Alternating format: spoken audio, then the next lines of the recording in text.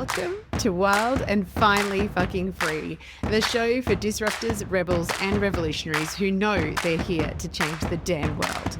I'm Kylie Patchett, your voice and visibility catalyst, and here we dive into unapologetic truth, magnetic messaging, and visibility that actually feels good in your body, your bones, and your business.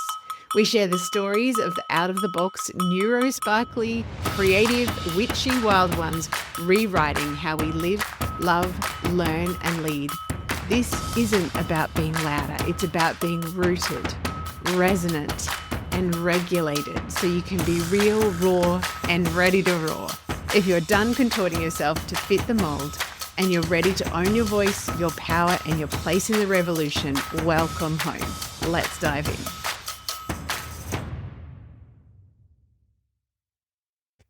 Hello there, friends. Welcome back to the podcast. It's Kylie here. Today I'm going to ask you a question because I just had something that is like my worst fear visibility-wise happen to me in the middle of the Raw Live launch. So my question to you is, what is the worst thing that people can say about you? So if you put yourself out there, if you were on stage or you posted on social media or you said something in a live group, or you had a client with you, and you said something and their reaction was to think that worst case scenario. So for me, mine is twofold. Number one, she's so arrogant. And number two, she's doing or saying something that's either like incorrect or harmful or like lacking in integrity, right? Now, whatever your answer is to those questions, that is a clue to one of your biggest visibility blocks. So if you take mine, for example, the arrogance thing comes from that I definitely was told a lot as a kid, don't shine so much, don't be so loud, don't stand up so far above the crowd. But also I got a fair bit of kind of unsaid feedback to say, when you find something easy, which I found school pretty easy academically, if you find something easy, you need to keep quiet about it because you don't want you finding something easy to feel ick for anyone else, right? And so you can see where that like arrogance, like they're too big for your boots or being showy or somehow saying I'm above someone or I know more or can do more or have more or whatever. So that is one of mine. And then the second one with the harmful or out of integrity is just, I don't know, like I have always had a very, very strong like conscience, right? And I think that that comes from being a kid who grew up in a household where she was responsible for a parent's mental health and emotional well-being. You learn to not speak your needs out loud. And I think that's left me with a very strong policer. So a very strong policer that's always kind of observing what I'm saying and doing to make sure that I am not going to trigger anybody, that I'm not like lying about anything. But it also creates, and it's kind of like it creates its own fear. In me, it also created two worlds, an internal world where I was thinking and feeling and experiencing things, and then an external world where I absolutely was not safe to express my needs, wants, desires, opinions. And so I've got this like almost two versions of me. Now, I've come a long way with that, but I want to tell you a story about something that just happened to me in the middle of this launch. And I just want to reiterate, particularly when you're a paradigm shifter, you are always on the edge of the expansion that you're inviting people into. So I am talking about voice and visibility activation. I am talking about being unapologetic in your truth. And I think sometimes when I say unapologetic, people maybe misinterpret me to be like, you need to be loud, you need to be very out there and like wild with your truth. No, that's not what I mean.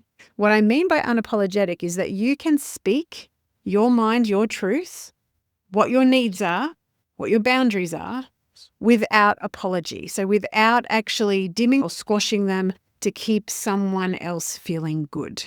Now, if you're a conditioned good girl, that comes with a lot of ick feeling. So I am using Facebook ads or Instagram ads to drive traffic to a sales page. And sales page is for Raw Live. And I had another person who teaches voice activation comment on one of my ads. And the words that she used were, you and your toxic positivity are as harmful as fuck. Feel that in your body. I think that it is very normal to feel like that shrinking feeling. And that's definitely what I did. I read that comment and I was like, whoa, okay. First of all, I got that first defensive, like, what the fuck? Defensiveness is such a good armor, right? But then, of course, you get underneath the defensiveness. And then I started to go, whoa, okay. A, I've triggered someone. B, where can I look at and review and make sure that my own marketing, my own messaging, my own medicine delivery is in integrity? I am very unapologetically myself, particularly with perimenopause. I'm like, I have no fucks to give and I don't really care whether you like me or not. And I can say that. And also I can still have a very normal and very human reaction when someone actually says, hey, you're doing something harmful. First the defense and then the, oh my God, have I done something wrong? Do I need to actually look at this? Okay. And so I would love to say when we're talking about visibility and you're coming up against a block that you have, and again, the key question here is what's the worst thing someone can say about you? So arrogance and integrity. What comes up? Integrity. So the reason why I found this really tricky when I first saw the comment was that underpinning everything that I teach and all of the spaces I hold with clients, when it comes down to it, I'm always talking about people owning the actual magic that they deliver, right? The bridge, where are the clients now? Where are they after they work with you? What is the bridge that connects those two people? And for me, that bridge underneath the strategy, underneath the voice and visibility activation, underneath the energetic capacity, underneath all the self-devotion tools that I give people is safety. Because we cannot heal, we cannot transform, we cannot trust ourselves to own our unapologetic truth if we do not have communities, sisterhoods, spaces where we are safe to actually try on these new ways of being unapologetic for size. And so underpinning everything that I offer is safety. And so for someone to use particularly the words harmful, I was like, whoa, okay. So my process with this was to look at the ad, to really filter it through. Okay, yeah, I'm going to put my Sherlock Holmes magnifying glass on and really feel into this. Is any of the language that I've used out of integrity not a complete capture of what I do? Now, the thing about advertising is you only have a certain amount of characters, and the job of the ad is to get attention, to get people to a sales page. And the sales page, of course, has many, many more characters and visual elements and a video and all these other things to really give the full picture of what Raw Live is. It's so funny because one of the things that I really, really labored on with this offer is, do I stick with the pop art style of images that I've always used in my business? I quite like retro styling. I've got retro earrings on at the moment. I quite often will tend towards that. But when I first came up with these anti-entrepreneurs, so the visibility blocks, the fear frame archetypes, there were 7 of them, and I used very typical 60s and 70s retro styled images. Now, what I'm uncomfortable with those around is that they very much have a Stepford Wives, like perfect housewife kind of vibe. And I was like, okay, so I'm teaching a voice and visibility activation with the key messaging that the good girl gag is actually one of the biggest problems in visibility for women entrepreneurs. But I've got images that are actually using stylized, perfected women. And so I made a conscious decision to actually create pop-up styled images. So the ad was a collection of these pop-up style images. And the reason I went with pop art is I didn't want to use actual people. I wanted to make it clear that these are archetypes, right? They're representations of ways that we can be conditioned. They're not real people. I'm not at all saying you need to be in a perfect little frilly apron with a perfect beehive and the perfect whatever that was in some of the other pictures. And so I wonder whether somehow the visual image has contributed to this. I don't know. Who am I to assign meaning to this person's comment? Anyway, the second thing that I did was I did look at the copy, and one line in particular, which is silencing is self-erasure, was something that did hit me as, okay, that is not the fullness of my message. Because, and this is the point that the person was trying to make. So I'm grateful for her for giving feedback. I don't love the way it was delivered, but I'm grateful for her delivering feedback. And when I looked at that key phrase, anyone who has gone through any traumatic event and is silencing because of that, because of having real nervous system dysregulation stuck in their system, to say to them, just start using your voice, and silencing is self-erasure, is victim shaming. And she has a point. She does have a point. So what I did was I made the ad copy more complete, and I checked in with myself. I felt into my body. Like, I'm always using my body as a tool. And I was like, what part of my physical reaction at the moment is the good girl part of me going, oh my God, someone thinks I've done something wrong or that I'm doing something out of integrity? And what part of it actually feels true for me? For me, the sovereign woman who's running a business, who is absolutely grounded in safety and integrity. So I share this story just to show you that, number one, you're always going to be on the expansion that you are actually inviting clients to. I mean, really, let's be honest.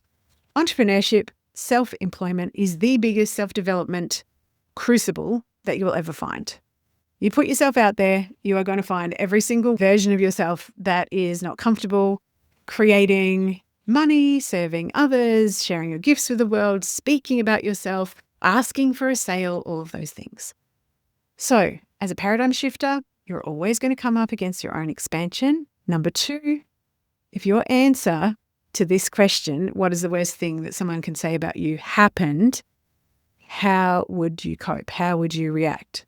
Would you have the capacity to stay in your body and to stay with yourself and your own felt sense around where you could tighten up your word? Is there anywhere in your business at the moment that you are out of alignment with what your true value system is and what your true depth of understanding is? Or are you polishing off the edges? When we speak out on social media, particularly in ads where you've got a limited amount of characters, you are going to be seen by more people. And that does mean that, statistically speaking, you may indeed come up against people that don't agree with what you have to say, or people that poo-poo what you have to say, or whatever, or call out what you have to say. That is par for the course. So if that makes you feel like physically sick in your body, or if someone saying the worst thing about you makes you feel physically sick in your body, then you probably better get your bum into Raw Live, because this is exactly what we're working on. So thank you for listening to my little story. I hope that you're enjoying these shorter snack size episodes. And if you do feel like no matter how much strategy you try on for size in your business, no matter what coach you work with, no matter what magic pill solution that you find, that you still end up feeling like you're up against these ceilings of like self-sabotage or procrastination, or if something like that had happened to you, would you go into a freeze state? Would you not be able to speak for another 3 months? Would you ghost your list and disappear from their newsletter land like some people do? What would be your physical response? And just to remind you that these conditioned responses, they're not the truth of who you are, right? They're not the truth of who you are. Yes, we need to own them. Yes, we need to be impeccable with our word. And we need to make sure that when we are speaking, that we are speaking from the wild woman driving the business bus and not from the scared little parts of us. Because if my scared little girl, who still wants to be loved and still wants to be approved of and still wants to be doing the right thing and not doing anything that would make anyone feel a little bit ick towards her, if she was driving the business bus, here's what I reckon she would have done. She would have stopped the ads, she would have closed the sales page, and she would have cancelled the launch. And I say that because I have had times in my business, particularly the first business that I had, between 2011 and 2017 where I actually have done that. That is me saying, if you have voice and visibility things going on in the background, please do register for Raw Live. It is 3 days, 23 to 25 of September, 9 a.m. Australian Eastern Standard Time. All the information is on the sales page. The design of this program is to make sure that women like you who are paradigm shifters, who are here to change the world, are actually free to use their voice, to share their message and their medicine, and to get the heck on with actually shifting the paradigms, because we cannot create new if those of us that have been conditioned by the old paradigms are not doing the work to dissolve and alchemize what we've been taught is the right way to be, so that we are free to actually share and create the new pathways of how we live and love and learn and lead. So from me to you, big, big, big love. I'll put the information about Raw Live down below. I hope you'll join me. Toodaloo. Until next time. Thanks for tuning in to another episode. If this episode lit a fire in your body, in your business, deep down in your bones, please take a moment to drop a rating and review so more rebels just like you can find us. And don't keep this goodness to yourself. Share it with your disruptive rebel and revolutionary friends who are ready to roar right alongside of you. Until next time, stay wild, stay unapologetic, and stay fucking free.